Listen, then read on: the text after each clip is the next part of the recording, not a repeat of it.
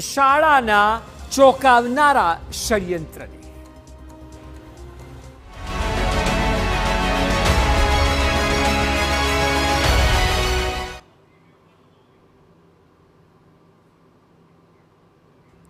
વાલી તેના સંતાન માટે તગડી ફી ભરીને તમામ સુવિધા હોય તેવી શાળા પસંદ કરે અને તેના ભવિષ્ય માટે નિશ્ચિત બને, પરંતુ બાળકનું વર્તમાન જ જોખમમાં હોય તો વાલીઓના શ્વાસ અદ્ધર થઈ જાય। અને આવી સ્થિતિ અમદાવાદની જાણીતી શાંતિ એશિયાટિક સ્કૂલમાં ભણતા સંતાનોના વાલીઓની થઈ અને એટલે જ વાલીઓ અદ્ધર શ્વાસે શાળામાં દોડી ગયા।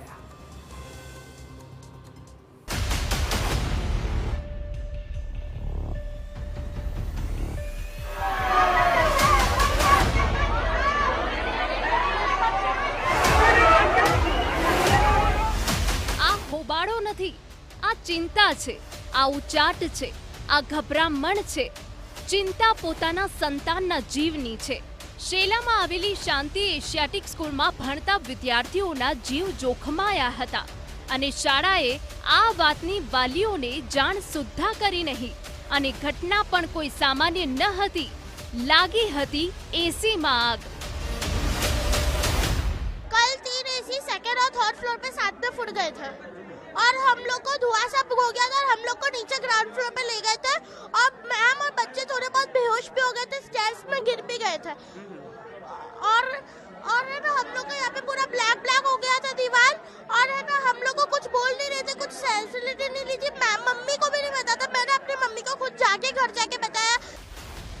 બ્લાસ્ટ થયો અને એસીમાં આગ ફાટી નીકળી। ચારે બાજુ ધુમાડો હતો।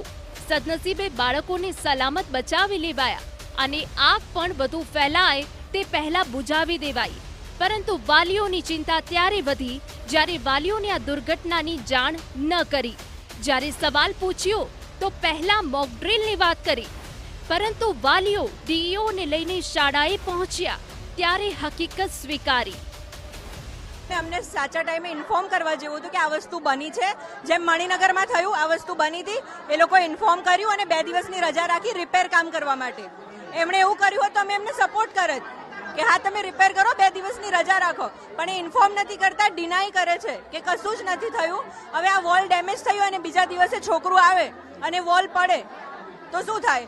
પણ તમે જણાવો પેરેન્ટ્સને કે આવું થયું છે, તમે એને પડદો મતલબ ઢાંકવાનો પ્રયત્ન કરો, એ વસ્તુ ખોટી છે। કોઈ પણ વસ્તુ ઢાંકવામાં ન આવવી જોઈએ, પ્રોપર અમને કહેવું જોઈએ કે આવું વસ્તુ થયું છે, એના સામે અમે આ પગલાં લઈ રહ્યા છીએ। વાલીઓને જાણ ન કરાઈ, જાણ કરી તો મોકડ્રીલની વાત કરી અને હદ તો ત્યારે થઈ કે શાંતિ એશિયાટિક શાળાએ જ્યાં આગ લાગી હતી ત્યાં રાતોરાત કલરકામ કરીને ઘટનાને જ છુપાવવાનો પ્રયાસ કર્યો। ખરાસમાં શું કઈ ઘટના હતી?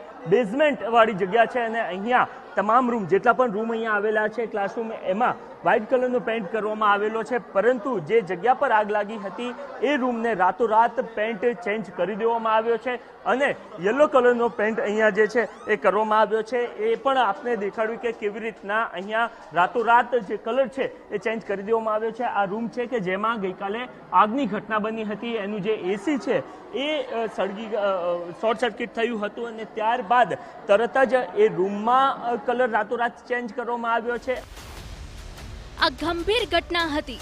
રાજ્યમાં તાજેતરમાં બનેલી દુર્ઘટનાઓ બાદ પણ જો શાળા આવી હરકત કરે તો તે ક્યારેય ચલાવી ન લેવાય। વાલીઓએ હોબાળો કર્યો ત્યારે શાળાએ સીસીટીવી બતાવ્યા અને સીસીટીવીમાં ધડાકો થતો હોવાનું સ્પષ્ટ દેખાયું। કેટલાક વાલીઓ રડી પડ્યા કે આવી સ્થિતિમાં તેમનું સંતાન કેટલું હેરાન થયું હશે, છતાં સાંભળો જવાબદારો કેવી गोड़ गोड़ बातों करी रहा छे। सीढ़ियों से निकाल रहे थे तो बच्चे भागे दौड़े नहीं, कोई स्टैम्पीड ना हो जाए, इसलिए उनको कहा बेटा ये ड्रिल है, इसको ड्रिल की तरह से करें। तो उनको पैनिक नहीं करने के लिए तो ये सब में चला गया कि मॉक ड्रिल है, मॉक ड्रिल, और वो मिसकम्युनिकेशन सबके, वो किसी टीचर ने किसको बोला क्या बोला, बिकॉज सबने वो चीज देखा नहीं, सब लोग अपनी अपनी क्लास में थे। मेजर कुछ नहीं था, it was a simple MCB smoke which came out from there and that was being handled immediately within 5 minutes. જો કે આ ગોળ ગોળ વાતો કોઈ અસર કરી શકી નથી। શાંતિ એશિયાટિક શાળાને બંધ કરવાનો નિર્ણય લેવાયો। સત્તાવાર રીતે શાળાની તપાસ પૂર્ણ ન થાય ત્યાં સુધી શાળા બંધ રહેશે.